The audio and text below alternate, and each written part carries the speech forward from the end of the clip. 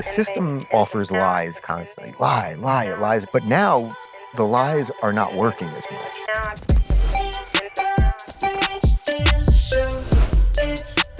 This is amazing because, this is a role reversal. Because the first time we met, I was in your home studio. Are we rolling right now? What? You know what? Just go along with it. Why are you trying to control things? Just leave it. See? I don't know. Maybe I'd sit a little more like this or then like this. All right. Dave. I got my socks. No, We're doing it. hello. I'm going to sit like this first. You should How know about better. That? Cameras are always the rolling. Yes. The cameras are always rolling. Okay, so now we're going to clean it up. Okay, now we're very professional. No, we're not. We have wine over here. I didn't know what we were talking about. Well, we have wine over here. I have chocolate because some of us yes. Have addictions. I always figure it could be heroin. It's chocolate. There's worse things than my chocolate addiction. Could be heroin. Am I right? Or cocaine. What kind of show is this? No, it's very boring when it comes to that. I have never... Cheers. Nice to see you, sister. I will... Okay, thanks. Cheers. Thank you. There we go. Thank you for coming into my humble abode here across the country. So when I did Dave's show, it was in South Florida. Yeah. Of course, where you live. That was the first time we actually... Are these things on? They're always rolling. First time we met, and I didn't know that it was at your house. Yeah.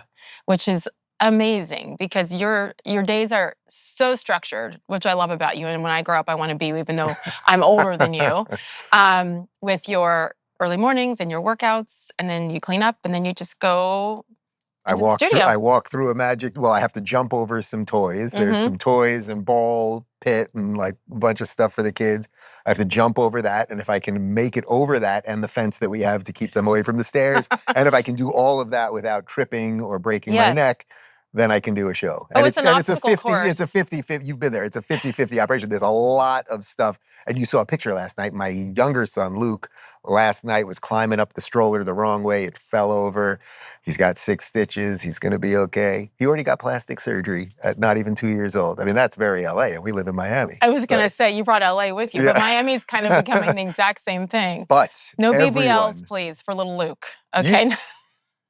Well, you were down in Miami with me. Everyone has huge asses there. Yeah, it's insane. Absolutely insane. When I was on a flight a couple weeks ago, coming back to Miami, leaving Miami, a woman had just got the butt surgery and then would not sit on the plane and was repeatedly getting yelled at because she couldn't... Stop. She literally couldn't sit. Stop. Because she was going to... I don't know what it would... It spread. Yeah, I don't know what it would do to the butt. It would be... It's like Play-Doh or silly putty or... Yeah, it's disgusting. Yeah. I never thought of that. Yeah. Maybe she shouldn't have booked a flight so close to having her little... There has to be a buffer. There has to be a buffer for the butt lift. Yes. So they took off, the plane takes off, she sits and then she walks around. She literally got up the second the plane took off. They were yelling at her. I thought we were going to have to go back down. And then she did it again as we were landing. She got up and she was up most of the flight. What did they say? What did she say when they yelled at her? They kept repeatedly saying, everyone has to sit, everyone has to sit. And she just had a huge ass. If it wasn't an ass situation, replacement, then she had some kind of medical emergency of the ass, which I don't even know what that would be. A medical emergency of the ass.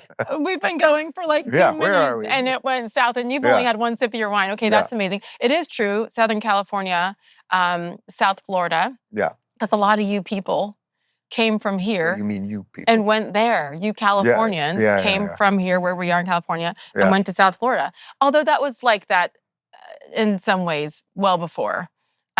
Culturally, you have the beautiful people and the Brazilian women, and everything's out, right? Men and women. Miami, I think, was voted the most fit city in the United States. Everyone looks good because the weather is good. It's outdoors. Like this, even right now, it's funny. I'm just wearing a t-shirt and jeans, which is what I wore my entire life. But since I've moved to Miami, if I'm not in studio in Dave Rubin outfit, I just wear Lululemon. That's it. I don't even care about Lululemon, the brand, but just workout clothes. Thin things that are flowy, because otherwise you are just dripping with sweat. And you're dripping with sweat either way all day long. And I like sweating. A lot of people don't like sweating. I like it. I love it. We talked about this because I like it because it's I'm walking the dog, I'm sweating, I feel like I'm alive. It's just I'm dripping, I'm sweaty. It's I could go without the mosquitoes, but it's the price you have to pay for freedom. But I love that. But everyone comes down. Everyone's just moving there. It's so interesting. It is. I said last night when we went to dinner with this cool crew that I pulled together. Crew. Thank you for including me. It was my pleasure. I said to everybody, because it was kind of funny, they're all LA people. Yeah. And everyone was complaining about LA and talking about when they're moving and how they're going to move and why they can't move and all.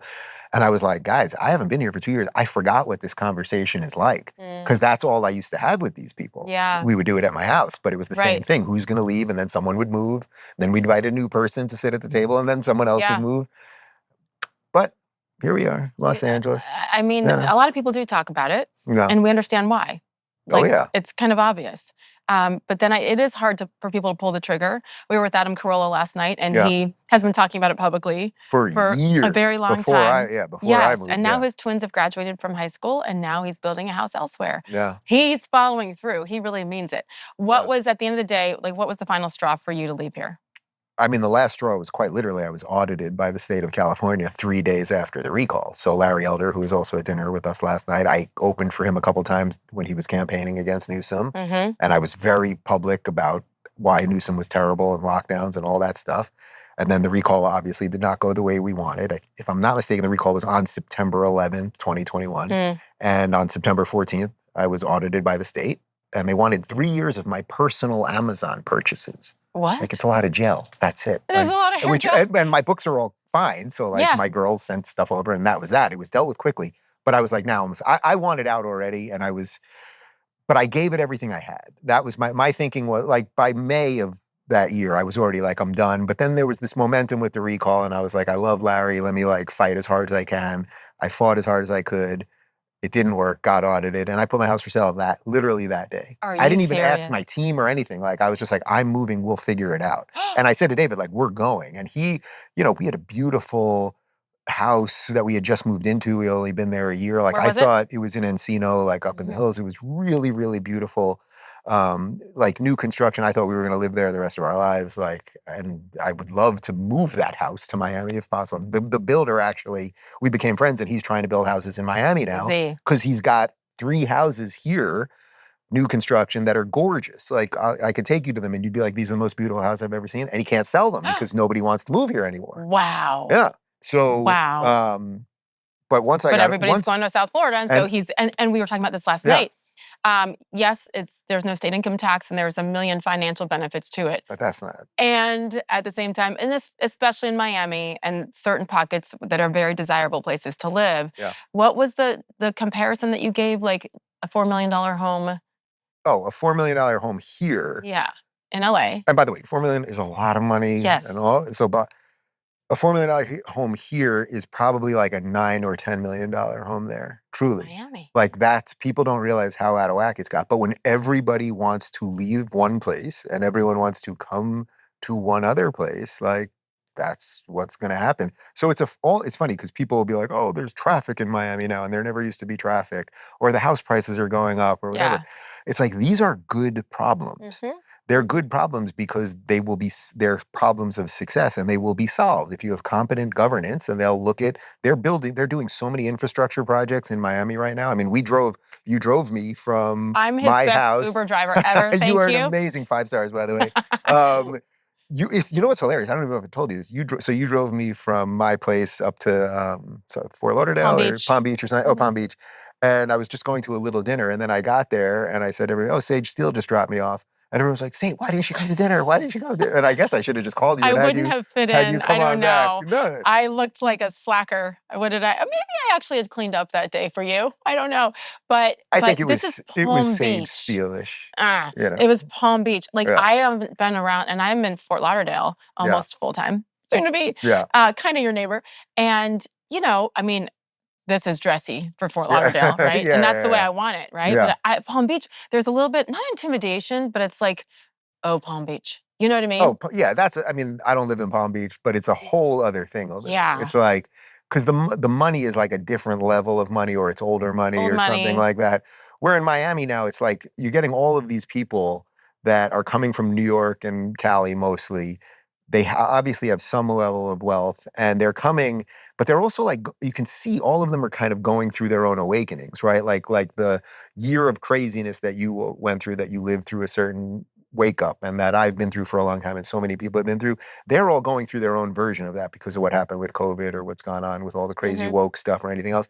And then they're coming to a place where they can just live, and it's just fine, and it's actually much better than just fine. It's really good, and they're very appreciative of that. So I love that first year when I got there. Like, I would wear my Florida hat all the time when I was walking the dog because I wanted every neighbor to know, you do not have to be afraid of those two guys who just moved into that house. Like, uh-oh, they're coming from Cali. Oh, and they're gay. Yeah. Watch out. They're coming here to ruin this place. And it was very important to me to make sure that nobody felt that. So even now, like when I'm walking the dog, I say hi to every single neighbor. Interesting. Every single neighbor. I want them to know that I'm here. I'm very appreciative that you guys did this right.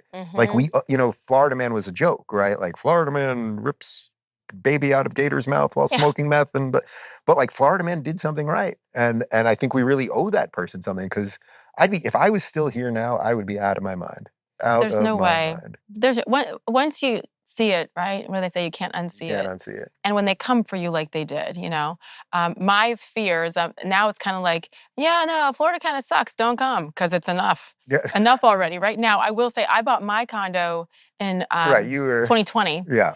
And that was just honestly on a whim, sight unseen. I told you the story. Yeah. And it was COVID, and we were shut down, up in the Northeast in Connecticut with 3 teenagers, and we're not allowed to go to school or play sports or do anything.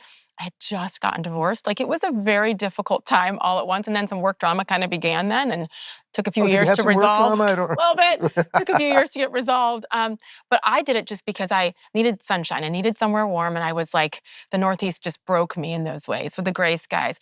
And I did it not thinking about, I was like, okay, if I don't like it in a couple of years, I can sell it, whatever. Yeah.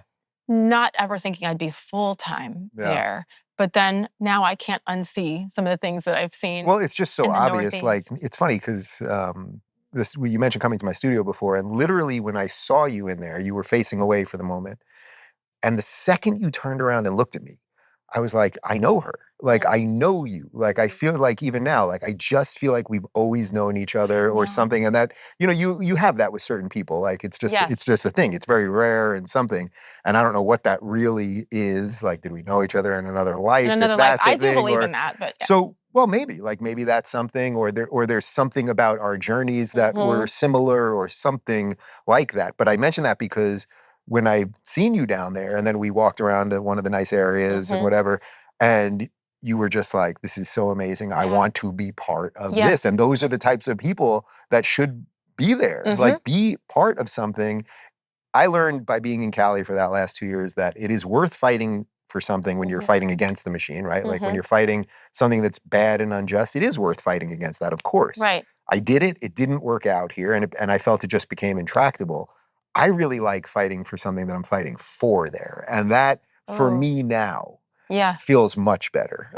Like, especially maybe having kids, where so much of my energy is now going into that. So I have the show and that portion of my career, and then I have the kids. It's like, so then I'd rather not have to do another thing where I'm fighting against something. I'd rather fight for something. For versus against. I hadn't thought of it that way. It's so well said. Yeah. It has changed me being down there, and it sounds all dramatic, but not having lived in California, I did actually as a little kid, but you don't understand things as a little kid. We were up back in the 70s when Fort Ord was an army base in Monterey. And you're like, oh, California, cool. And then worked here off and on. That was very different California then. Very different. And you were a kid, yeah. And I was a kid, yes. And I didn't understand, though, the power and the importance of sunshine and what that does for your soul. Yeah. And my kid's like, oh my God, I'm like, no. It has kind of saved me in many ways. And my condo's at the beach. So between the sunshine and the water and the sand, and to wake up to that, I never feel healthier than when I'm in Florida. I want to exercise more. I want to be outside, which makes me a little bit more fit, which makes me happier and kinder and smile. But like, the domino effect of all of it with other people who have chosen to be there. Most are not from there. It is literally all true. That is all true. I am in better shape now. I eat better. I take better care of myself. I'm playing basketball again. My team, who you've met everybody. And your team is incredible. Gosh. I don't know if it was, I guess in years from now, I'll look back and be like, wow, I really did think this through properly to get all of these pieces right. Because they came with you. Some of them came with me. Some of them we've added here. Yeah. Phoenix, who's here in the building right now, was my intern years ago, and I was begging him to drop out of college, and he didn't want to do it. Nice, and then Dave. 6 months later, he came back to me and he said, "Listen, I'm going to drop out of college. Can I have a job?" And now he's my executive producer. I didn't know that. Yeah, I'll tell you a great story about him. So in my last book, I wrote about that because I was writing a chapter about education and that you don't need to go to college, and there's so many other ways you can get experience and all that stuff. So I wrote about Phoenix, about how I really wanted him to come and work for me. He was my intern, but he wanted to go back to school because his parents always wanted him to graduate college.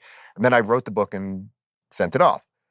Then the book comes out, and for one of the shows that we did this big show in Orlando with DeSantis, and it was at the height of the Don't Say Gay thing, and there were all these protesters out there, literally like 100 protesters screaming that I'm a homophobe outside, like insane. Brilliant. I am a homophobe, but only with one guy, because if you're married to a guy, you'll become a homophobe pretty quick. But anyway, it's right before the show, and I'm sitting in the green room, just me and DeSantis, and mostly he wanted to talk about baseball, actually, more than anything else, because he was a college baseball player. And then Phoenix walks in the room, and I said, "Governor, I want you to meet my producer, Phoenix." And he goes, "Phoenix, the producer?" And I was like, "What?" And he's like, "I thought he was your intern." He literally read the book. Oh my gosh. And remembered that in the book, he was the intern. No And way. I was like, that tells you everything you need to know about this guy. Wow. He read the book. All he was doing a tour stop with me where I was interviewing him. He had no need to read the book. But not only did he read the book, he remembered the name and that the guy was the intern. That's and I was amazing. like, that tells you all you need to know about his mind and the competency and the commitment everything. to just being thorough Yeah. to know who he's going to sit down with. Yeah. This summer, it's time to take a break from shopping for meat in the store. That's so 2021. I mean, please. Prices are up, quality is not, and there are more imports than ever. So it's time to be smart, just like me, obviously, and get your meat from Good Ranchers. Who's Good Ranchers? Well, let me tell you, GoodRanchers.com is the #1 place to get 100% American meat this summer. So celebrate the sweet taste of freedom with savory meats conveniently delivered right to your door. And they're all raised and made right here in the good old USA. No matter what the occasion this summer, Good Ranchers has you covered. In fact, right now, you can actually save on Good Ranchers meat like never before. Subscribe to any Good Ranchers box now and get $100 off, plus free American Wagyu burgers for a year. So it's more than just a great deal. It's also, get this, it's a chance to support American family farms and enjoy the highest quality American meat. All you have to do to claim the offer is go to goodranchers.com and subscribe to any of their custom curated boxes filled with 100% American beef, chicken, pork, or wild-caught seafood. Pick your box. Use my code SAGE at goodranchers.com to claim your $100 off and free Wagyu burgers for a year. This is the time to subscribe and leave that low-quality imported meat of the grocery store. Leave it behind. If you needed any other reason to support Good Ranchers, they're not only amazing partners of this show, but they support the paralyzed veterans of America, too. Every single order saves American farms and supports American veterans. So change the way you buy meat today at goodranchers.com with my code SAGE to claim your $100 off, plus those free American Wagyu burgers for an entire year. Make the summer unforgettable with goodranchers.com, American meat delivered. When you make a big change like that, though, to not have that support system would be tough. Yeah. As you're transitioning your entire business, too. We had no clue. I just told David, I was like, we're moving. Yeah. We're moving. And he really... It was interesting because during COVID, and you see the way we live our life now, and we love to cook and host people and all that stuff. So our life in our house, in those four walls, was good. It was really good. We play great music, and like we have the things that we want to have. So like that was really good. So he didn't feel the craziness that I felt all the time. Like and also because I'm a public person, when I would go out and then in LA where I could tell people were angry at me, or if I go to the store, I'd be getting nasty looks, or literally I'd be walking the dog and I'd try to let my dog go up to another dog to sniff their butt, and someone would yell at me about COVID. And so like he was just mostly dealing with stuff in our house and our little life there. And that was always really good. We had a lot of the dinners like we had last night at our house. So he wasn't as ready to move. And I was just like, we've got to go. And then he's like, well, what about the team? And I was like, we will figure it out. And then fortunately, I sat everyone down one at a time, not a group thing. I was like, I just want to tell you what the plan is. I thought I should tell you in person, just me and you. And every single person was like, yes. No way. Let's go. Wow. Let's go. Nobody put up even the slightest bit of anything. I have chills that they all It says so much about how you run your business, frankly, and the trust that they have in you, and the way you treat them as humans, not interns, not whatever. They decide to uproot their entire lives to follow you. Well, it's funny. I guess I just feel that if people work for you, and you have this too, like if people work for you, treating them right is good for you too. Obviously I want people that I work with to be treated well so that they have nice lives, but it also, the better their life is, the better work they will do. Yes. So when people come in, when I go into that studio every morning, when I make it through the jungle gym and I get through the door and I'm finally there, it's like everybody's happy every time. We have a great, like, the tenor of our joking around is silly enough. We finally got a girl in there, which helped because we were starting to get a little frat boy humorish.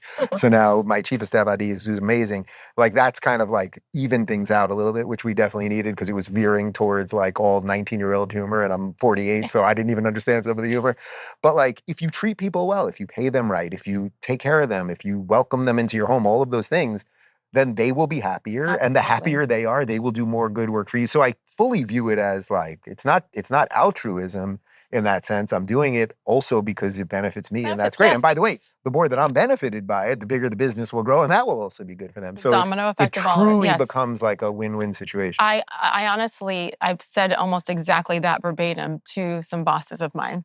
And people who we're probably not doing. Like, excuse you? This is when they were still talking to me. This is at ESPN back before it went totally south. But I was, because that's what being a leader is. Yeah. Like, you end up being friends with them and your team in particular, but that's leadership. And I always said, like, a lot of people have leadership titles, but they don't know how to lead. And they don't realize that just by making that person, that employee, I've always been an employee my entire life, making that employee feel like you care about them. It's not just about what they can do for you. And if they have something going on in their lives, like, just to care. You don't have to go be best friends and go to dinners even, but treat them like a human being, and that you care for their lives and the efforts they're making. I'll run through a wall for you. Yeah. But this is what a photographer said to me once. You'll love this story. I don't think I told you. I was in Tampa doing Buccaneers training camp. It's probably like 98, 99. And it was like 150 degrees. And, Florida heat. And it was not at the beach. It was like real Florida heat in Central Florida. Yeah. And I had worked like a 16-hour day. And I'm sweaty, smelly mess. And I'm doing my, my stand-up to sig out my package on, Warren Sapp and the Buccaneers defense from back then. And I was like, okay, Sage Steele, 28 Tampa Bay Sports, back to you. 1,000, 2,000. And I just put my mic down and I was like, okay. And my photographer, Brad Davis, I love him to death. He's like, okay.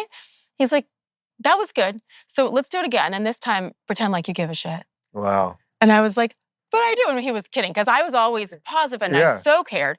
But I didn't realize how much the sun, like, I was tired. You didn't have much left. Showed on that tape. Yeah. And I've used that a million times, because even as an employer, you're busy, you've got stress, you're the one that has to meet payroll. If you pretend like you care, those people will do anything for you. And that's what's missing, I think, in society as a whole. Well, that's what corporate structures, unfortunately, so many of them became. And especially the woke ones. It's like when you started at ESPN, like I told you when the first time we sat down, like I had the same dream as you. I wanted to be an ESPN anchor. When I was so I graduated high school in 94. And I grew up in Long Island. I wanted to go to Syracuse because that's where Marv Albert went, and that's where Bob Costas went. That's where all the broadcasters went. Syracuse at the time was about $25,000 a year, I think, which now is nothing. It's about $70,000 a year now. And of course, it's all crazed woke insanity and everything else.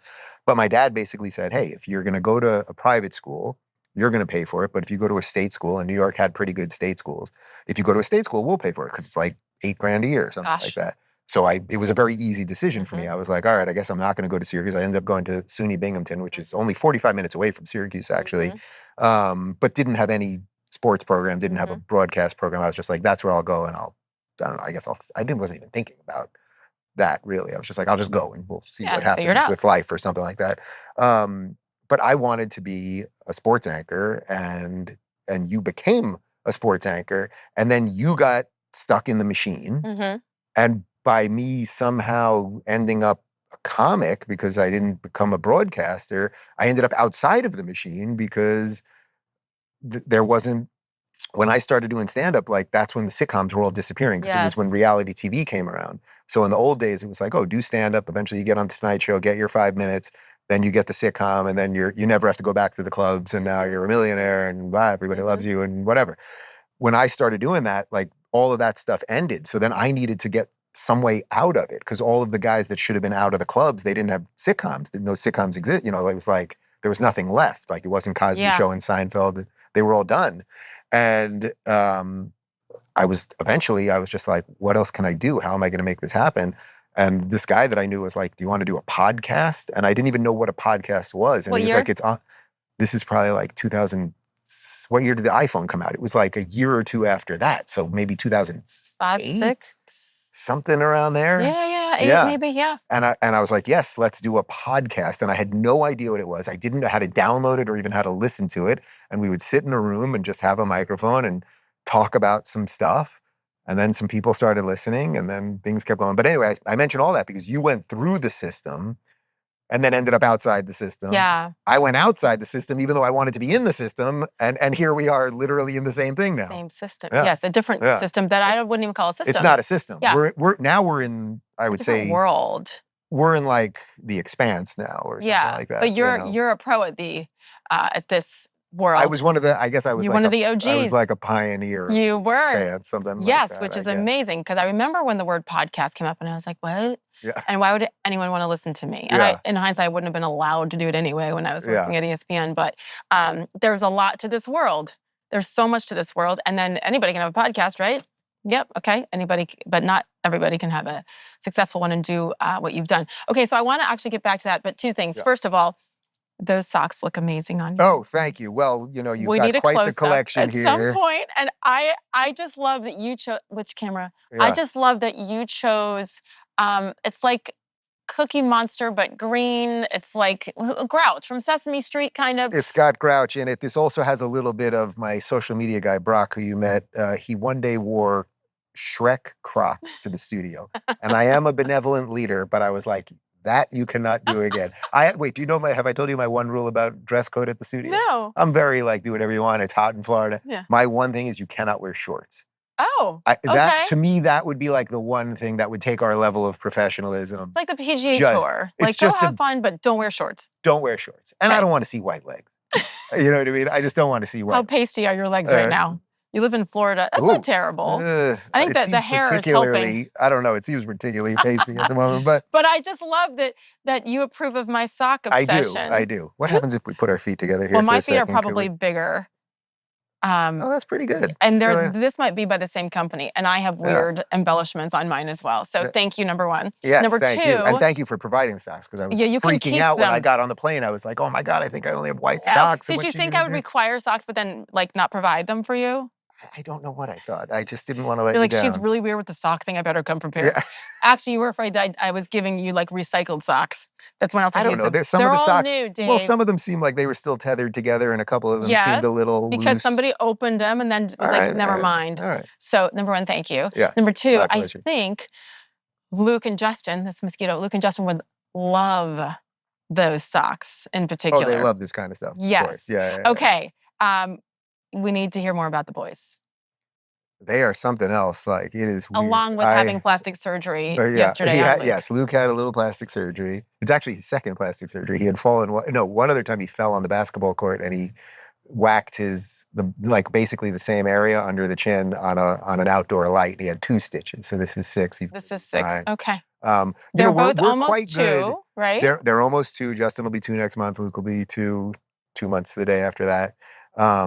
We've talked about this a little bit privately, and I don't talk about this stuff that much on camera, but like, I never thought I was going to be married. Like, that would have been an insane, it was not a thing. I grew up in the 80s and 90s where, first of all, I was closeted for a long time. I never thought about the future in a weird way. I don't know. I sort of thought I would marry a woman, I guess, and just like do what you got to do, kind of thought, which a lot of people do. And I sort of thought that. And even after college, I was still dating girls a little bit, and it literally was not working, if you know what I mean. Like, it was just physically not working, but I was trying. And like, clearly, like, I could have passed in a way that some people can't. Some people are, you know, as Homer Simpson said, I like my beer cold and my homosexual is flaming. And like some people are just like, I'm gay, and it's like they can't. And it's very, it's out there. Right.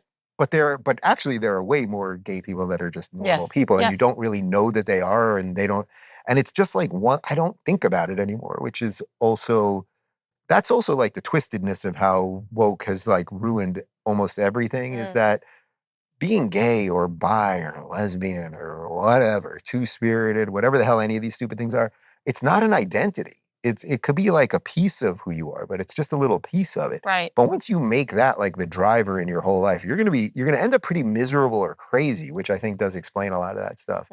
I think the thing that sort of saved me was I was very screwed up about a lot of the stuff. I ended up, you know, I was doing drugs, having sex that I shouldn't have had, like just stuff like that everyone does. But like, I think maybe I wouldn't have ever gotten out of that life or that world had I not met David. And then I met David, and we have a bit of an age gap between us, about 10 years. So he grew up in a time where he was like it was more okay. So he always talked about being in like junior high and kind of knowing he was gay and thinking that he was going to be married and have kids and like live a normal life. It wasn't like filled with all of this craziness. And then when I saw that, I was like, oh, that's interesting that future could even exist. So in a weird way, even though we have a little bit of an age gap, I felt that he like kind of matured faster than I did, and I was kind of stuck for a bit.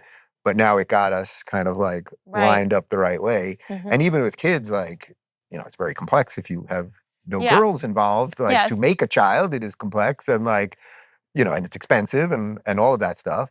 But he was like, we should do this. Like, we can do this. We're good. Like, there's reasons we should do this. And then I was on tour with Jordan Peterson, and Jordan always, it was one of the few things that he would repeat, because he would give a different talk every night, a different hour-and-a-half lecture every night. And I toured with him. I think it was 120 shows in 20 countries in a year. It was nuts.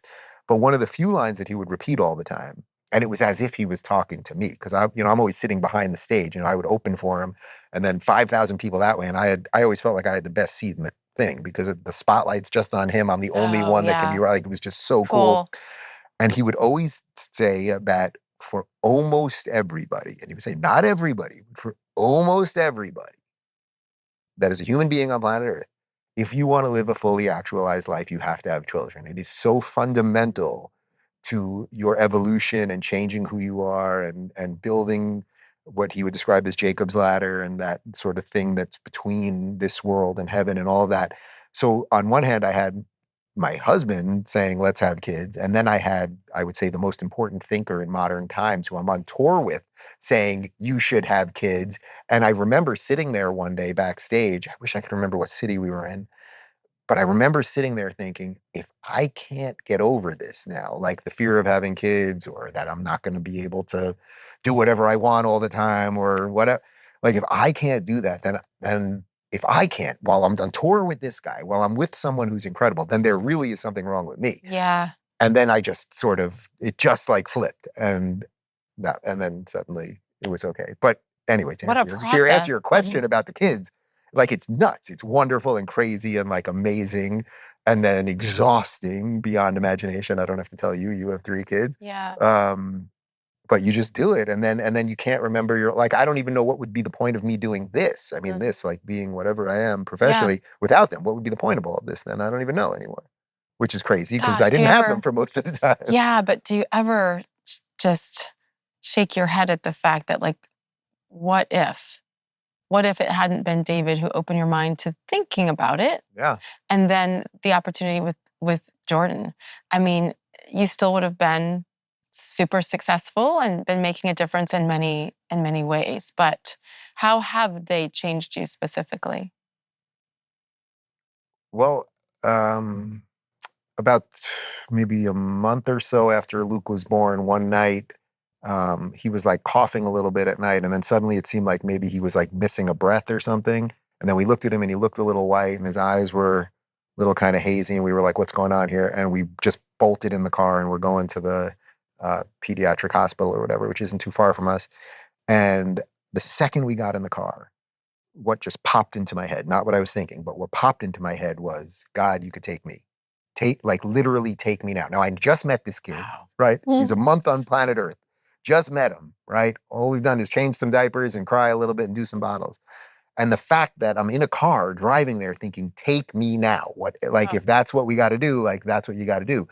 So whatever that is, that thing that is so profoundly off of you, I guess is the way to describe it, or more important than you. Yeah. And in a weird way, I guess, that then has made me better at this. Like, I've been able to open up about things, or even like what we're doing right now. This is not my forte, like really talking about myself in this way. I can tell people what I think about the world. Like, that's very easy for me. This isn't as easy for me. But that's why I'm sort of supposed to do it, I suppose. That's why I said to you right before we started, I was like, it's your show, do whatever you want, but like, we can do a little of that dance, because I also know I can do it with you. Yeah. Where I wouldn't want to do it necessarily with someone that I'm just sitting down with for the first time. Thank you. So it's everything. You know, it's like, well, it's like when you took me for that drive, like right after we met for the first time. You ended up driving me up to Palm Beach for 2 hours, and all 3 of your kids called while we're in the car. You didn't say I'm in the car with anyone. You just had conversations with your kids.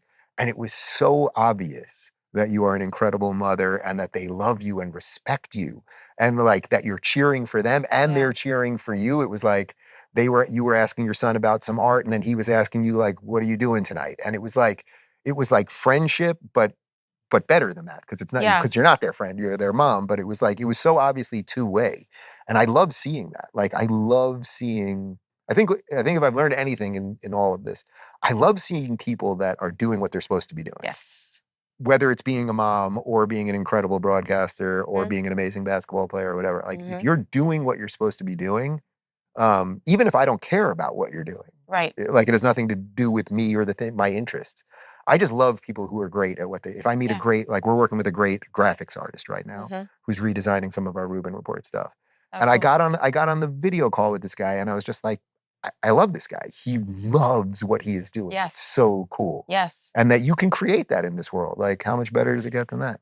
And those are the kind of people that, I want to be around, because they inspire me to not quit on my dream, no matter how silly it might sound, and has sounded to a lot of people for a lot of years. But it's just perspective. And I've been in that situation where you think, just take me. Yeah. And I bet every parent. I bet literally every parent, probably, if you asked. And there's no way to describe that feeling to someone who isn't a parent. I have a lot of friends who I work with, in corporate media, who have done extremely well. And a lot of women who are like, I'll wait. And then Father Time takes a toll on us as women in our women parts. Yeah. And all of a sudden, this great plan that you had isn't happening, because we can't control that. And so you've made choices. You've chosen your career over children, which some people don't want it. Fine. I just don't understand those people. Doesn't mean I'm not friends with them and love them and respect them tremendously. Of course. But I think about when my time is up, right? Gosh, it's so morbid, and it could be tomorrow. Yeah. And that's the truth. But I know that I will have left this earth better, if only because I helped produce. I would like to say did most of the work with birthing 3 of them in less than 4 years. Yeah. There are 3 good human beings who have good hearts and good souls and are kind. And if not, I will kill them. Yeah. Like, I will cut them and I will come after them, and they know that. Yeah. And so part of me will remain, because they're good people, and their dad. We're not together anymore, but like, it's okay. Yeah.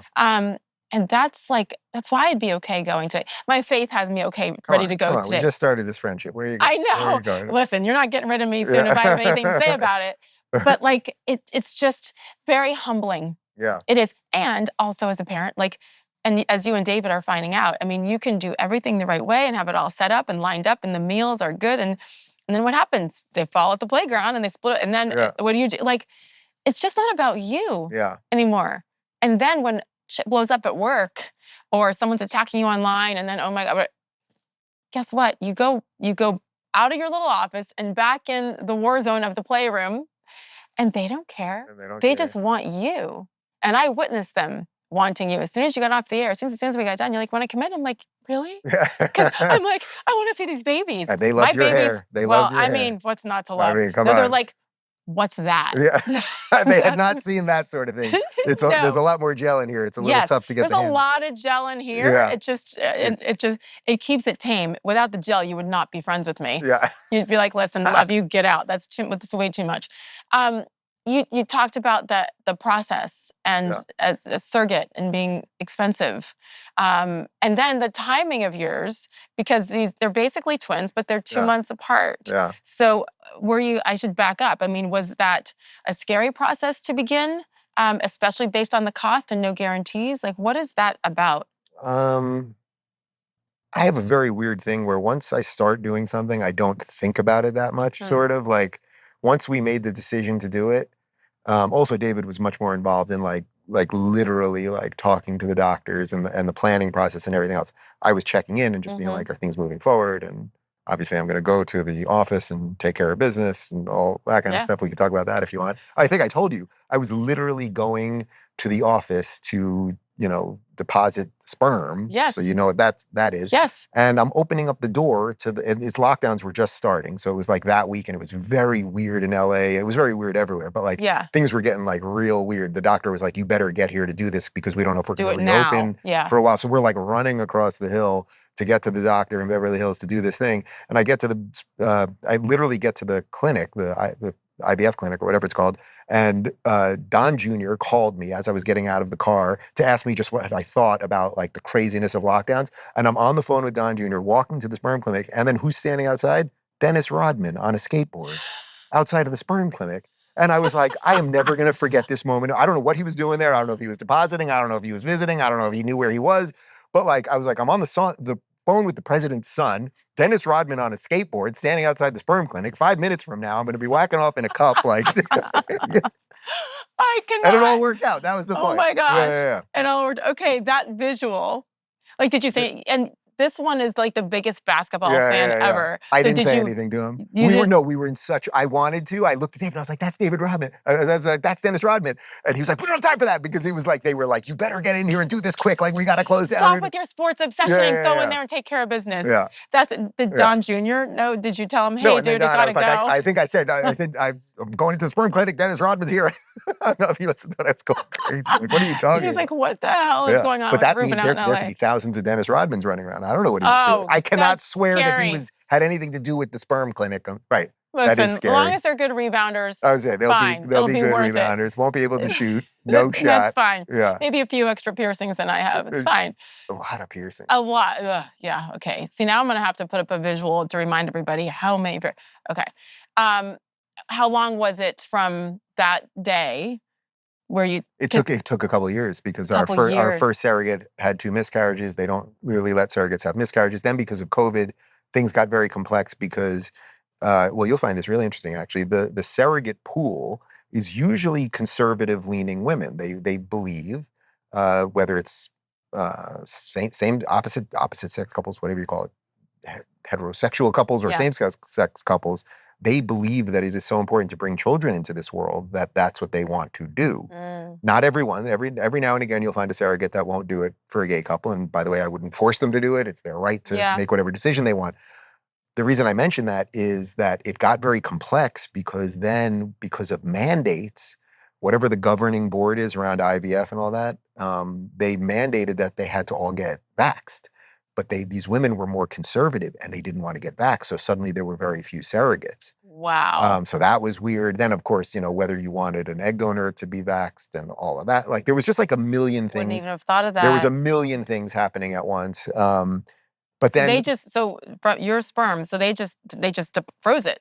Just gets frozen until and then all they need is one of your sperm and they need one good egg and then they hope it works. And basically what happened was what Justin took, and then we didn't know that the second one maybe won't happen for a while. It was COVID again, miscarriages. We were just like, so let's just start. We weren't intending to have 2 kids within 2 months of each other, but then of course the second one took on the first shot. And now in retrospect, it couldn't possibly have worked out better because they have each other.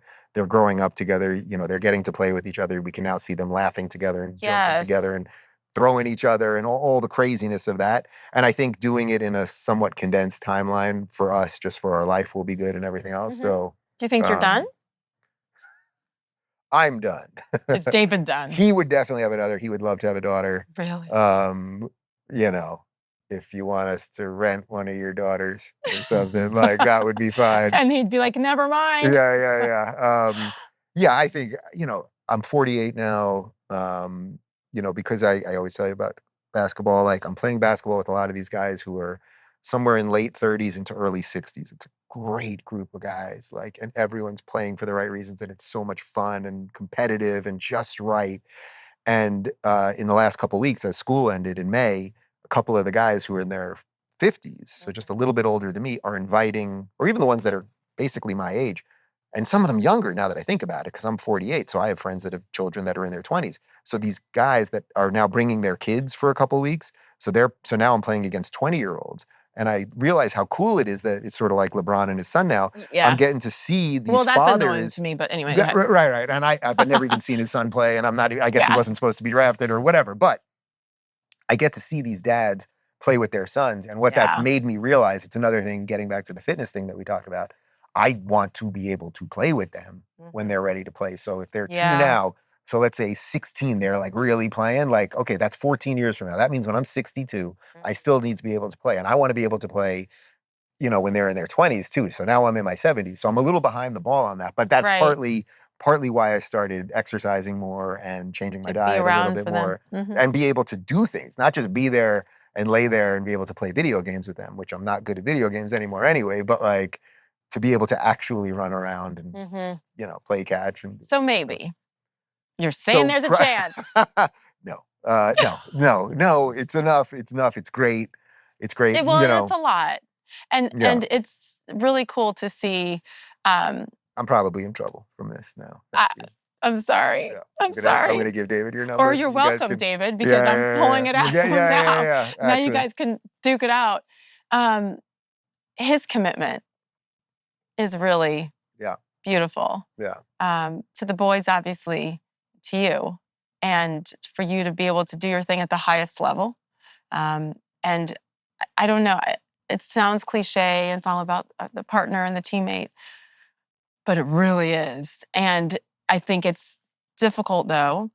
It's always difficult, but there's an evolution in a relationship. And when you start off and it's fun and you're younger and it's just you and you can afford to do all kinds of different things, and then you bring babies in with the career continuing, not everyone, as far as a partner and a teammate, chooses to handle that. Oh, yeah. And trust me, this has definitely been the most challenging 2 years of our lives, like for sure.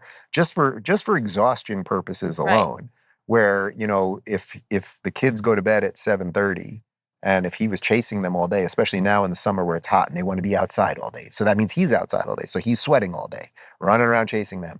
Now, maybe I did 3 interviews. And maybe I oh my God, I met Sage Steele today. I want to tell you about that. He may just not have anything left at that point. Like, I'm good, congrats. Basically, yeah. Or can we do this in the morning? Can I just lay here for a moment? Or sometimes there's the reverse of that. Some days he had just a great day with them. Energy was great. They were just perfect all day. And, and I had a rough day. And he'll be like, what's going on? And I'm just like, I got nothing left. The president has dementia. What do you want me to do? Just all of that. So you have to figure out every combination of that. But I would say probably the best thing that I can say about him, and I can say a lot of great things about him, is that he has given everything to them. And that's what you would want out of any parent, right? And I know that our life obviously is a little off the beaten path for some people and all of that stuff. And I actually accept that. I do accept that. I accept that the most, I don't get too far off on this, but I accept that the normal structure of the world is a mother and a father. That is the sort of ideal, but I don't mean the word ideal in the most strict sense. But I understand that is the thing that builds the family really. And then what you want are some ability on the margins of that to welcome other people in. And that's why I think ironically, it's so unfortunate what's happened with this woke LGBTQ thing, because the gays of the 80s or whatever that were, Stonewall and that were protesting all this stuff, they wanted equal rights. They wanted to be able to get married because the point was, if you could be in a relationship with the same legal benefits and everything else, then you can build something that's lasting. And especially if you bring children into that, then you can really build something that's lasting. And now it's become something so twisted instead of that. And that really is, it's such an abuse of what it once was. And that's really unfortunate. But I think the best thing that you can do as a parent is like, if you give everything you got, then you will become better in the process. And then you got to hope that the other person is doing at least some version close enough to that so that you can do it together. And then sometimes you're better at it and they're better at it and everything else. Yeah. He was a producer. He was one of your producers? We created the show together. That's right. He was my producer. He was my YouTube guy. Like, he did everything. I just sat up there and talked. Yeah. He did everything else. Yeah. Did you know right away when you met him? I guess in retrospect, yes. I met him on my birthday on Gay Pride, which I would never go to one of those parades now. They're so absolutely ridiculous. But my birthday is June 26th, so it's the last Sunday. It would always, every now and again, it would end up on the last Sunday of June. Last Sunday of June is when they would always do Gay Pride in New York. Yeah. And I was at a bar in the afternoon, and I literally remember him walking into the room, and he was wearing, it's funny now in retrospect, he was wearing an American flag tank top. So it was the flag, and I remember him walking downstairs, and we just saw each other, and I don't know if I don't even remember exactly how we started talking or something, but I literally remember him walking into the room. So I guess to that extent, I don't know how many other experiences I have of meeting someone and remembering exactly where I met them and everything else. So yeah, but I think back then you could wear an American flag to the Gay Pride parade. Now you have to wear a Hamas flag. It's a whole different thing. You have to wear a Hamas tank top, and oh my God, free Palestine. It's so sad. I know, it's so sad what's happened with that. But, and so what year was this when you guys met? That was 2011. We got married in 15. Okay. Yeah. How long had you been out of the closet then? How long? Like, sort of I hate that phrase, but it still is what people say, right? I don't know, like, out? Yeah, Did you say out? It's so boring, too. It's just so boring. It's like, but that's where I was going with that. Like, if you have a movement that's just, so now let's be equal. So let's make it so that you don't have to go meet people at underground speakeasies and bars. And then there's something sort of weird about it. And that weird feeling will then lead to a lot of other weird things. Or if you listen to like the more conservatives talk about the gays, well, they all just want to have sex. Well, if you've just left them with that, if they don't have the opportunity to be in a lasting relationship or build a family or anything else, that's what you'll leave them with. So years later, when we moved to LA, we lived in West Hollywood at first. And West Hollywood is the gayest place on earth. Rainbow crosswalks. And that's not why we moved there. We just happened to, we knew nothing about LA. Oh, we literally looked all over the place. And we finally found this one little bungalow that we loved that happened to be in West Hollywood. But literally we drove cross country, we got there. And then the next day we were finally walking around the area for the first time. And we were like, pretty gay here. Like, it was like a bit much for us. Like, we were like, this is a lot. And one of the things that I would consistently see there that always made me depressed was you would see these guys in their 60s, 70s, maybe even older sometimes, that they were perfectly sprayed tan. They worked out every day. They had hair plugs. They're walking with their little dog in their arm, and they're drinking their smoothie, and their clothes are freaking tight as hell. And it's like, that was all they had. You know what I mean? Like, it was just like, it was the way the world dealt with them for a long time, and it left them with not much more than that. And I know that sounds like crazy hyper judgmental, and I'm sure some of them were great people and did all sorts of things and everything else. But if you leave people with nothing other than like your vain desires or your carnal wants or whatever, then that's what they will have. So in a weird way, the march for equality in this sense is the most just thing possible. Because again, it doesn't mean that you don't have the ideal, but you accommodate around it so that more people can be part of something good. And I know now, I don't know, probably about a half dozen families, gay parents that are great with great kids and like boring, just like every straight family. And that's it. Yeah. Yeah. Yeah. You said a second ago, like, oh my gosh, it's so annoying when everything is so gay. Yeah. Right? So if you're in West Hollywood or wherever it might be. So what's ideal then? Okay, you have too gay and then not enough, or it's not accepting. Like, what does it look like? I think it's what you've seen in my house, like, or what I see in my day-to-day life, or what I see here. Like, I don't know, I come into a studio like this, I don't know, there's about 40 people working. Yeah. I assume basically everybody knows me. Everyone says hi to me. Yeah. No one's like, yeah, fag.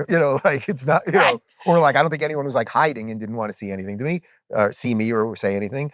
You would just want it to be just a thing. Not something that you have to hide per se, and not something that you have to flaunt per se. So the flaunting, the blatant, like the description you had of the guy, the 6-year-old guy in the spray tan, and like you could spot him from a mile away, and you're like, okay, this is your announcement to everybody. But it's not only your announcement; you're also showing that all you had left was to work out and take care of yourself and all that stuff, so that you could, I don't know, either score again that night or go to the club one more time or like do one more debaucherous thing or something. It's not sympathize with it. I feel empathy for those people. I would think it was so sad because that was all the world was able to give them at that time. Yeah. But if you give people just enough, and that's why what they did was so twisted. The day after gay marriage was passed, the activists needed to just take one. They needed to just be like, okay, we got the win. And now let's go get real jobs. But the activist class never stops. Never. And it's you can do a civil rights version of this. Like we can do all of those things, right? And because they won't stop, it's the same thing. Al Sharpton is still fighting battles of 50 years ago instead of the realities of today, or Cornel West or some of these guys. And the gay activists is the exact same thing. And then unfortunately what happened with the gay activists was they then moved on to the trans thing, which is the most anti-gay thing possible because they're taking young, effeminate boys who maybe will grow up to be gay and literally butchering them, or there's a girl version of that too for maybe a more butch girl or something. And that's why it's all so twisted. They needed to just be like, that's it. Because look, I live it largely in conservative circles now. I go to evangelical events. I go to all of these places. I am treated fine, equally. I have no doubt that some people say it, they pray for me, or some people maybe don't approve of something, but no one's coming for my life. No one's trying to take me out. And that is so much more tolerant, actually, than anything I get from the supposed tolerant people, which is rather remarkable, I would say. That hypocrisy is thick because they're the ones that are we're tolerant. Now you better do what we want you to do. Or else I will make sure that your life is ruined and I'm going to cancel you. So the answer to your question about so what's the right amount? The right amount is you give people equality, period, and then they will make a life for themselves. And as long as their life is not intruding on your property, basically, then that is how this country was set up, and that is how the country should work. That's conservatism. And that basic, it's libertarian. I would say it's libertarianism. It's mostly libertarianism or classical liberalism. The only reason I wouldn't say it's pure conservatism is that in the most strict sense of conservatism for religious reasons, maybe they wouldn't. Okay, you're right. The religious side. Yeah. But I think overall, I would say in behavior, freedom, conservatives actually act much more truly liberal. Absolutely. Right? And that's an interesting that's not discussed nearly enough. No. Because I am absolutely a conservative. Right. And I'm religious and have a very, very strong Catholic faith. And I think that's great, by the way. Absolutely. And I know you do because we all have our choices and our freedoms to believe whatever.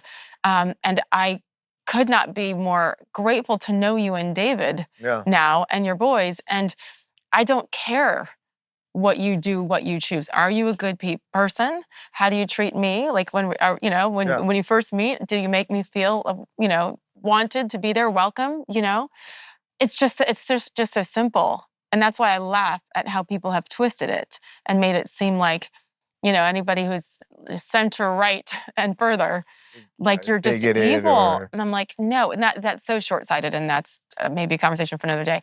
I was talking with someone recently, many social issues, but in particular, with, another single mom. And my situation is different. I got divorced almost 5 years ago. And their father is very involved. So it's relatively speaking, a healthy situation. But I know a lot of people who don't have, a lot of moms who don't have the father around and that male role model for their children. And no matter what, and especially as a mother of daughters, I have a boy and 2 girls. And the girls, man, that father-daughter relationship is everything. I have that with my dad. You've heard me speak about him, and it's everything. My relationship with my son is awesome and unique as well, that mother-son thing, right? The importance of a mother and father, not even in traditional roles, I should say male and female, is a thing, right? There's science behind that, I guess, if you want to follow science. You have females, you have women that are in the house and around Luke and Justin. Is there a concerted effort to make sure that they also feel whatever it is from women? Yeah, I would say, well, it's concerted, it's like functional, and it's ephemeral in a way. Yeah. Meaning, so my sister-in-law lives with us now, and she helps at nights, and she helps when she's around during the day. We don't let them cry at night. So like even at 2, and everyone parents a different way, so I don't mean that in any judgmental person, because I know some people want to let the kid cry it out. We don't. And I think having done that now, I see such confidence in these kids. They have no fear, partly why he's climbing up things that are falling over and now had plastic surgery yesterday. But like, she's enabled us to do that. But it's also, men and women are different. Yeah. We have different... Beautiful differences. Beautiful differences. It's all good. Men and women generally have different temperaments. Men generally are more into things, and women are more into people. That is why more men, generally everything being equal, become engineers, and more women become nurses. That is just a reality. It doesn't mean one is better than the other or anything else. People are just the same people who tell you that it doesn't matter if you're a boy or a girl, or if you're gay or straight, are obsessed with gender roles. Because if you act that way, that actually means you're a girl. And if you act this way, I mean... So nothing that they're offering makes any sense. But yes is well, first off, I think I would also add that there are some pieces of that transcend gender. Meaning, so if usually it's thought of that the mother is the more nurturing, or the mother is going to be better about making sure they ate or are comforted this way or whatever, and the dad's more like about getting them out and about and that is a general rule, but clearly that is not a hard and fast rule. So I think we're both quite good about like nurturing properly and whatever, but David is way better when it comes to making sure they eat when they're supposed to eat, and nap when they're supposed to nap, and have the appropriate age-appropriate toys and all of those things. I am definitely not perfect on that front. But that's a meaning that he has a little more of that motherly, I would call that motherly aspect in that way. Traditionally, and that's absolutely fine. But I don't pretend that women don't exist. Like when my mom's around, she's grandma. When his mom's around, she's Nona.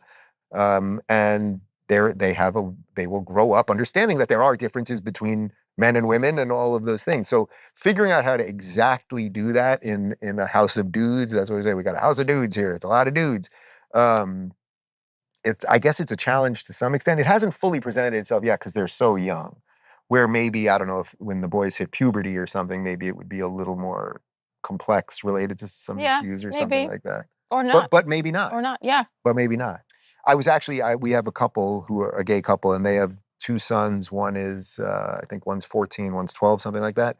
And I was talking to the 14-year-old, and he actually brought it up about, oh, you have 2 kids now, my dads are gay, and da-da-da-da. And he just repeatedly, he wanted me to know this. It was interesting. He said something like, he was like, I would want them to know that it's different, but it's not worse or better. I think he said something like that. Yeah. And I thought that was pretty good. It's like, not worse or better. And again, that's not denying that sort of ideal structure of how humanity has always worked for biological reasons. Right. But it's not worse or better that if you have 2 people that love each other and can build a home that is filled with love and good things and security and all that, and fill these kids up hopefully with some good stuff, then hopefully they will turn out okay. And I think that's the story. Morals, values, discipline, accountability, support. And a lot of times kids are doing this with one parent there. Yeah. So those are lucky little boys who have 2 and a whole extended family around them that loves them, And hopefully I can still shoot by the time. Well, the shot's the last thing to go. So I feel like no matter what. And you get down the court close enough to the. Right, that's the problem. That'll be the problem. How were your parents and David's parents with you all having babies and having 2 at once? I mean, and I guess it's a deeper question about, initially, right? Yeah. Even when you and David decided to get married, or when you came out to your family, has it always been supportive from both? For his family, as I said earlier, it was just generationally different, and he was a little bit younger. Yeah. It was pretty damn good. Like, there's always a little weirdness there with parents if they don't just suspect it from 4 years old when the boy is playing with Barbie or something. which he wasn't that way. So, but it was just times had changed and they were basically okay. He took them both out to eat separately, told them a day of weirdness kind of, and then it was basically okay. And that's kind of how it was. Wow. For me, it took my dad a little bit longer, but my parents absolutely loved David. They were thrilled when we had the kids. Awesome. And for David, it's been interesting because he's the youngest of three. I'm the oldest of three. And we have our age gap. But he's the youngest and gay, and he's the first in his family to have kids. Oh, wow. Yeah. So he brought the first grandchildren into that family. That's amazing. And I'm the oldest, and I brought my sister has three and my brother has three. Yeah. So, and actually my sister had her third in the 2-month gap between ours. So my parents got three more bonus grandchildren in 3 months, basically, or 9 weeks, something like that. Yeah.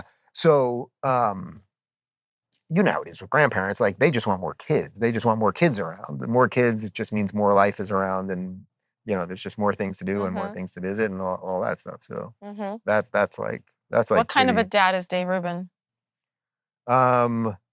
I think they think I'm the fun one for sure, because again, I'm not the one that has. Oh, you're fun. Like I'm just like I go in there.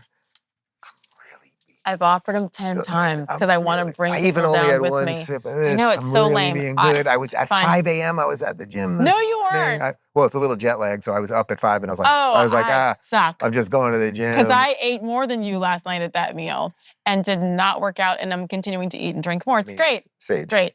I'm looking at what would be the prototypical female body here. I think you're doing all right. I think you're doing. I'll stay seated then. You go and think that. Thank you.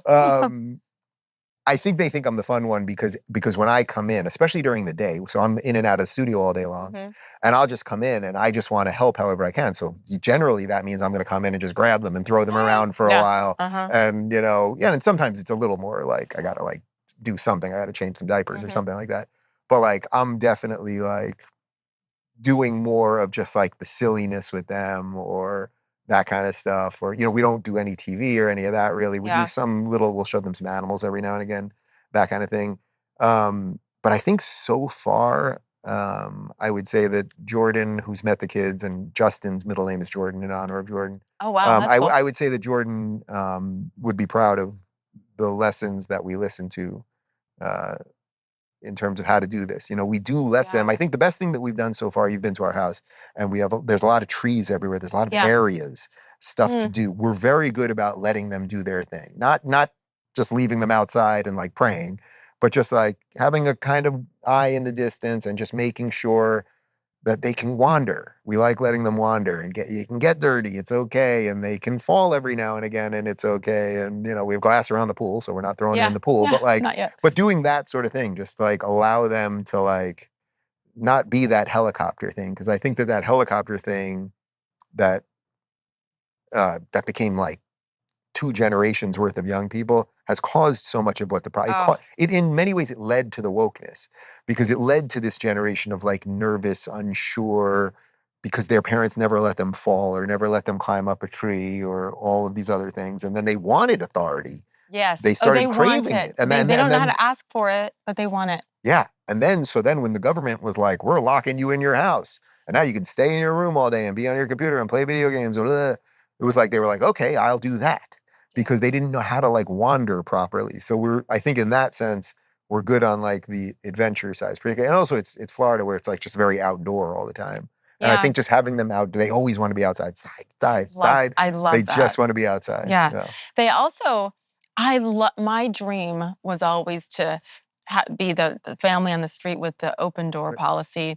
You don't have to knock, kids, just come on in and I'm going to have fresh baked cookies for you and I'm going to have all of it and we're the fun house, all the things. And I don't know how much I achieved that. I was going to say, did you do it? Well, I live in Connecticut. It's not exactly the most friendly, like, hey, come on over. Right. It depends on where you live. Really, I didn't think that was a regional thing, but I do think it matters. As a kid, as an Army kid growing up, it was very much like that and very welcoming. Yeah. But also you were a public person. That probably made it a little maybe, and I didn't think of it that way because I'm sure. But I was I just wanted to be like the other moms in the neighborhood, and I wasn't because none of them worked. And I was the he was a stay-at-home dad and I was this, so whatever. Point being, the social aspect is so important. And I remember my parents entertaining constantly in the military, no money, whatever, but like that was part of my dad's job as an Army officer. And as a leader, he was a true leader, not just by title. Thank you very much, right? But they always welcomed everyone in. That's your house. Yeah. You have such a welcoming, open home, and it's casual and chill, and there's always people there. And then I'm sure there's times that there's not. But I think that helps form your kids and shape your kids and make them welcoming in every way too, and comfortable in awkward situations, whether it's in school, which there will be many, and we certainly know with their careers too. I don't know what we're going to do about school. That's a whole other topic, but I have no idea. Well, thank you for that about my home. But versus... I don't know what we're going to do with school, because even though Florida has quite good schools now and the woke stuff's been pushed away, and if we want, I just don't know what, like, education has just gotten so wacky in general. Yeah. That like I have like, and especially because they have each other and they're social, and as you just said, they're around people. I'm a little less like, I think back to I went to public elementary, public junior, public high school. I think back, it was like the most magical time ever. Yes. Our teacher, I didn't know if my teacher was a woman or a man, or whether she was, well, I guess I did know that, but I didn't know if she was dressing like a man at night or and any nor of did this. You care. And nobody cared, and they used to teach us history and math and things like that. And when we had recess, and it was great. And the guidance counselor wasn't calling me Davida during, like all of this nonsense. The idea that you would like just send your kid off for like 8 hours a day and have just like some rough approximation of what is going on in their world seems so crazy to me. Well, so I guess we're did thinking that. We're thinking about all sorts of, which you should. But also your kids are of a certain age where you didn't have to worry about that stuff as much, or at least it wasn't. To an extent, it wasn't as like, or it wasn't so obvious. Yes. So now I always say, thank goodness they're again, the youngest just graduated from high school. Yeah. But they were COVID kids. Yeah. And my oldest, didn't have the traditional graduation, wasn't allowed to do prom, all of that stuff that I'm still livid about. Yeah. Not because of how it affected me, whatever, old, who cares, right? But how it affected our children, my kids who were locked in, no sports, no nothing, they had in the public school, and one of the few good things about the high taxes in Connecticut is that the public schools there are very good, unlike in California, right? Yeah. They made them walk around in the hallways with these, I don't even know how to describe it. Like, poster board, like 3-ply poster board. Yeah.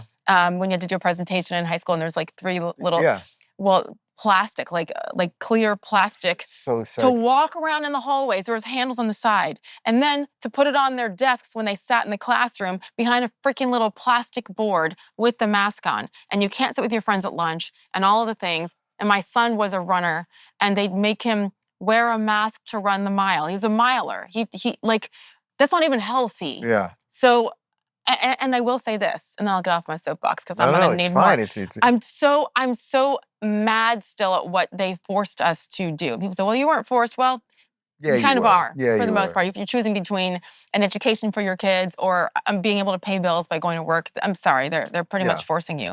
But that's when I feel like I did my worst job parenting. I get all. Because they were stuck inside, weren't allowed to do anything. And at the time, they were, 13, 15, 17, 14, 16, 18-ish. Pretty crucial years. Your social life, your friends are everything. Well, what else do you think you could have done? Well, what I did do, where I think I failed, I did let them go on their electronics more because that's all they had. And their only way to communicate with their friends was Snapchat. Yeah. And was to do stupid TikTok dances. And for my son, I didn't even fully understand how much you could communicate while you're playing a video game. And you're on your headset. They're doing and 20 you're other talking. things. Yeah. Yes, but like I heard, you know what I heard? I heard laughter. Mm-hmm. And I heard my son, in particular, laughing with his buddies while playing the stupid video game when there hadn't been much laughter because they were locked out of everything. So, but then I do feel like parents like me who had kids that age-ish, we lost them a little bit because this is all they had. And then they're doing viral school and you're trying to perfect algebra or American history on a Zoom. Like, there's no way. And so, and by the way, as a working parent, the only working parent, I had just gotten divorced, so I'm alone right? Trying to manage them and love on them when they were scared too. But I was an essential employee and essential personnel, but really to go talk about basketball and football, but great. It's essential in my world. I had to, and in many, I had to go to work and I had to make ends meet, right? So unless you're standing over your kids and watching everything they do on that Zoom, like you don't know what else they're doing while they're in class. Yeah. So I'm just so hurt over what our government, our leaders did to our children and to the elderly and to lock them up. So this was the biggest challenge of our time and as parents. And so I'm pissed that my kids were in that and couldn't go visit college campuses to choose where they're going to college. I had to do college visits on Zoom. How do you get a feel for these are things that no one talks about, much less the mental and spiritual toll that it took on these children. And so I just sucked as a parent then because I was surviving too, right? But sorry, we got off of my thing. But there is a reason why we have to be protective. Absolutely. And at the same time, my prayer is that those difficulties that my kids had to endure and millions of others will make them more resilient, will make them more grateful for every moment because they know what it feels like to lose it, And there is something that's essential to kids' well-being, and that is socialization and to be at, and there's other ways to do it. Many parents who choose to homeschool their kids, you find it through activities and other things. I know I'm pretty traditional with that, right? With public school, and we don't need private. I had one girl that ended up going to private school, one of my oldest daughter, and she needed it, right? So to each his own, but I feel like there's such value in both right now. Yeah. And what's more important? I don't know. It's a personal decision. It's a personal decision. But we have to protect them while making sure that they experience some challenges too. And you know what? All those crappy conversations that their teachers had in the classroom that were inappropriate at times and divisive, that offered me an opportunity to sit down with them and be like, okay, what did you think about this? How did that teacher make you feel? How did that kid make you feel? Did that teacher let her attack you for saying that you're pro-life? What? Wait, what? It created some awesome conversations for them to then realize how to stand up for themselves, how to stand up for their beliefs, right? So I think there's positives and negatives to all of this. Well, look at you putting aside Sage mom, but Sage as the public person that you are. In retrospect now, I'm guessing you regret nothing, right? Nothing. Right. But think about that. You always wanted to be an ESPN broadcaster. You became an ESPN broadcaster. I would watch you at the finals. I can picture you, I think, in San Antonio against the... wait, that was against the Heat or the... It was Spurs Cavs? Heat. Yeah. Yeah. I can picture you courtside or halftime or whatever.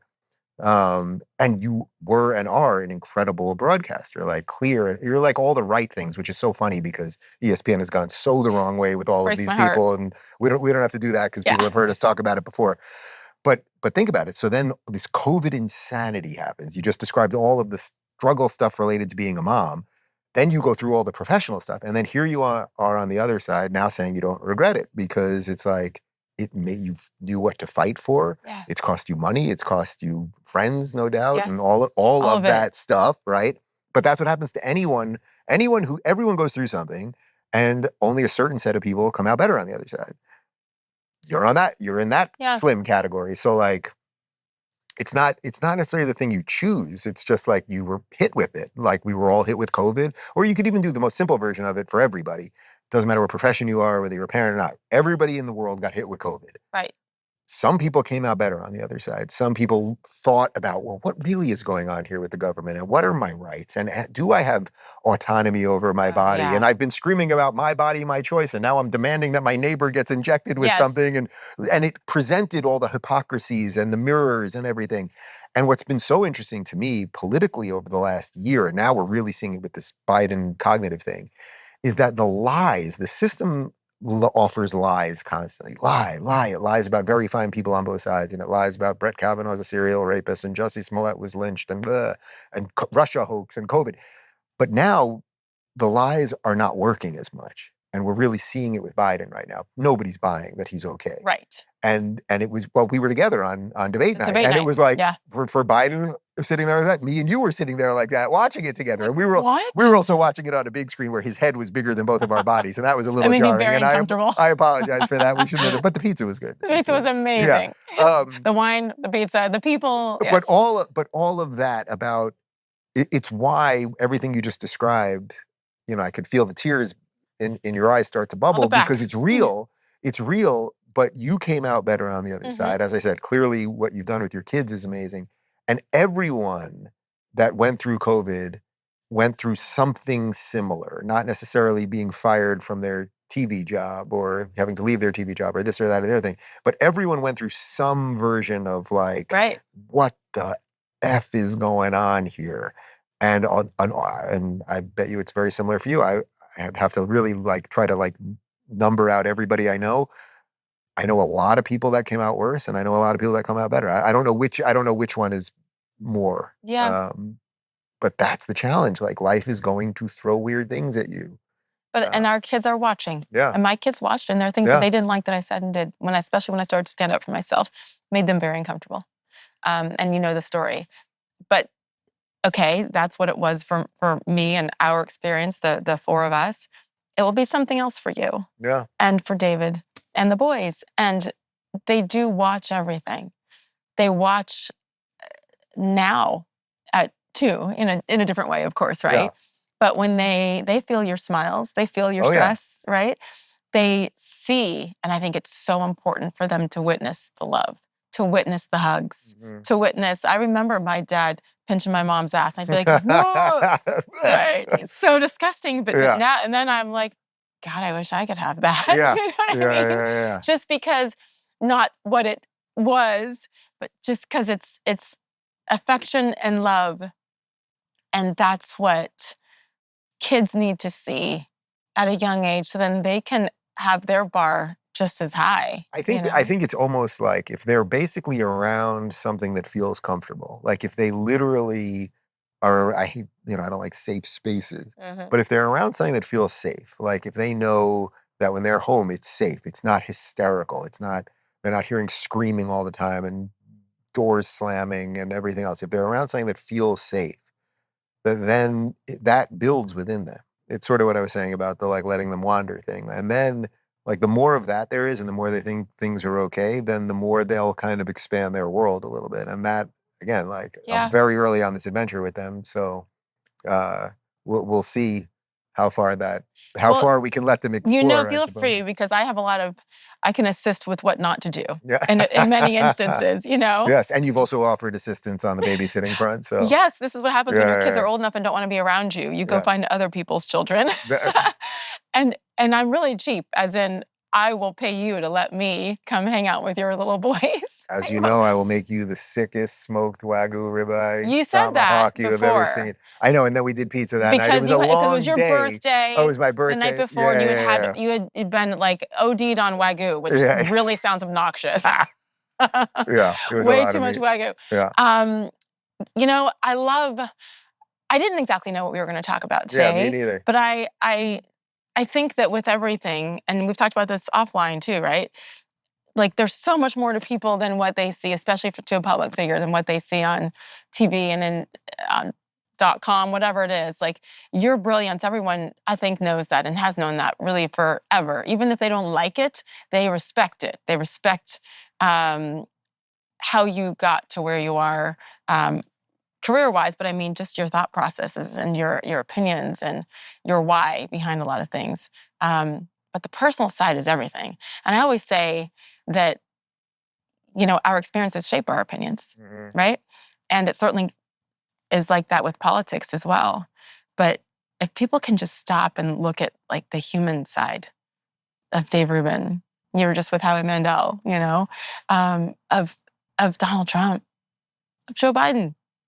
This is a completely different world, So that's why I'm super grateful that you allowed me to, talk about other stuff, not the other typical stuff, which I care so much about, but there's so much more to you. than your politics and your work.